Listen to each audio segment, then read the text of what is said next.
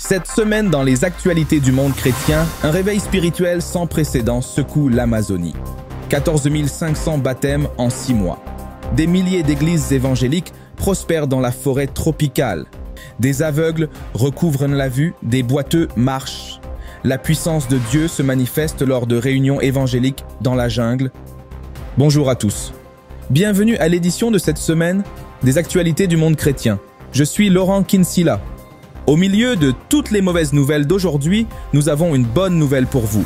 Un réveil est en cours dans la forêt amazonienne où des milliers d'églises évangéliques prospèrent. Au cours des 6 premiers mois de cette année, 14 500 personnes ont été baptisées. Jackie Dominique nous apporte ce reportage exclusif depuis la région nord-ouest de l'Amazonie brésilienne.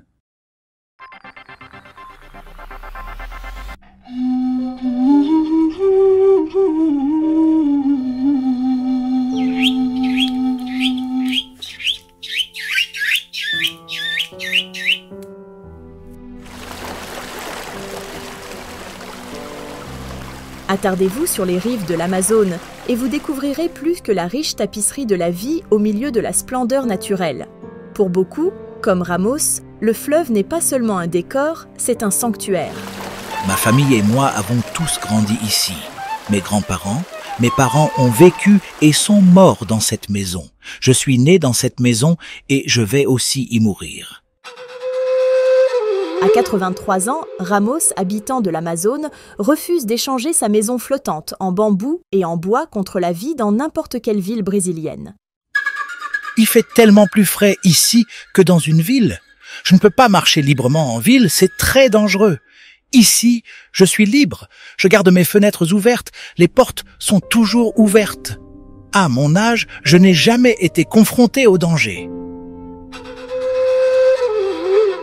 S'étendant sur plus de 6 millions de kilomètres carrés en Amérique du Sud, 60% de la forêt amazonienne se trouve ici, dans le nord-ouest du Brésil.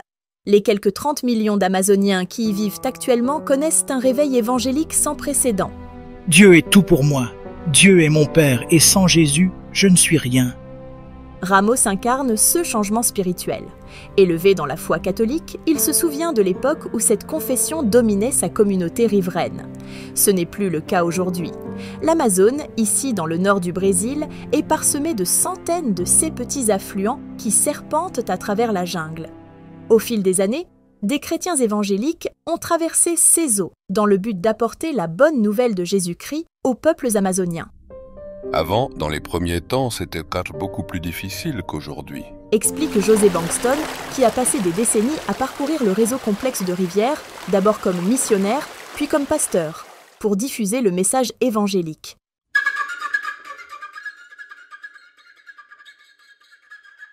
Quand nous avons commencé à évangéliser cette région, nous n'avions que quelques ouvriers.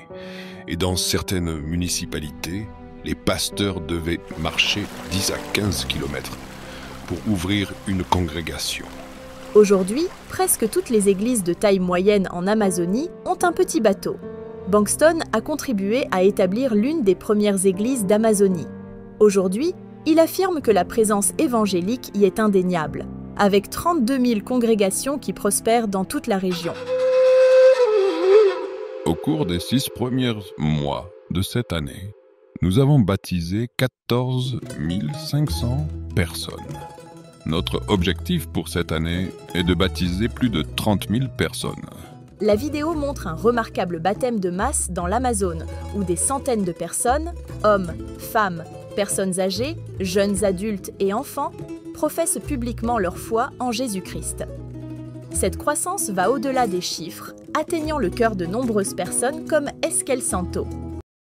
J'avais 15 ans lorsque Dieu m'a appelé à aller apporter la parole de Dieu au peuple non-croyant de l'Amazonie. Santo a passé 32 ans comme missionnaire à l'intérieur de la jungle. L'un des plus grands défis était l'isolement et le fait de s'habituer à vivre parmi les communautés indigènes et riveraines. Mais Dieu était avec nous dans ce travail. Nous avons vu des vies se transformer, tant de gens ont entendu l'Évangile et maintenant nous en voyons les fruits.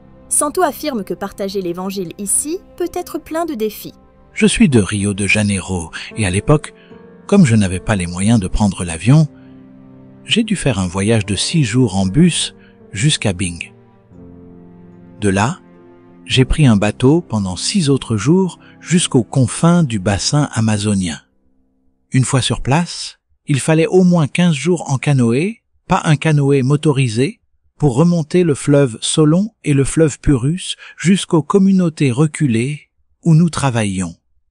Parfois, il fallait 35 jours rien que pour atteindre ces zones reculées.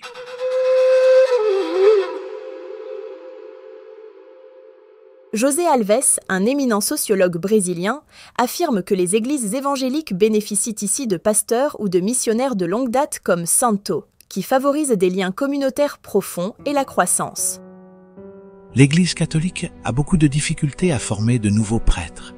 Il est donc très courant de voir des églises catholiques en Amazonie, mais pas assez de prêtres pour diriger les congrégations. Un prêtre se rend une fois par mois ou une fois par semestre en Amazonie et est souvent loin de la communauté. Les évangéliques, en revanche, forment rapidement des pasteurs qui s'intègrent dans la communauté et pour longtemps. Aujourd'hui, de petites églises évangéliques comme celle-ci surgissent dans des communautés riveraines reculées. Je pense que le réveil que nous attendions au Brésil est en train de se produire en Amazonie, déclare le sénateur brésilien et pasteur évangélique Dearis Regina Alves. Elle voit ce mouvement comme un miracle qui non seulement redéfinit les pratiques spirituelles, mais favorise également un sentiment de communauté et d'autonomisation. Pendant de nombreuses années, les gens ont regardé l'Amazonie et n'ont vu que des fleuves et des arbres. Aujourd'hui, ils commencent à se souvenir qu'il y a des gens qui y vivent, qui ont besoin d'être pris en charge, qui ont besoin d'entendre l'Évangile et dont la vie a besoin d'une transformation. L'Église est en train de faire cette révolution. Les chrétiens évangéliques doivent souvent compter sur de petits canoës ou des bateaux de taille moyenne pour célébrer des services religieux et d'autres activités de ministère pour pouvoir atteindre les régions reculées. Pendant ce temps, des équipes d'églises des grandes villes du Brésil envoient ici des volontaires pour mener des missions éducatives, humanitaires et médicales. Cette approche permet souvent de présenter le message de l'Évangile aux gens. Ces pasteurs, missionnaires et bien d'autres qui travaillent dans cette vaste étendue croient que ce changement est plus qu'un simple changement de pratique religieuse. C'est un mouvement qui promet de redéfinir le paysage spirituel et social de la région pour les générations à venir. Jackie Dominique, Actualité chrétienne, en reportage depuis l'Amazone dans le nord-ouest du Brésil.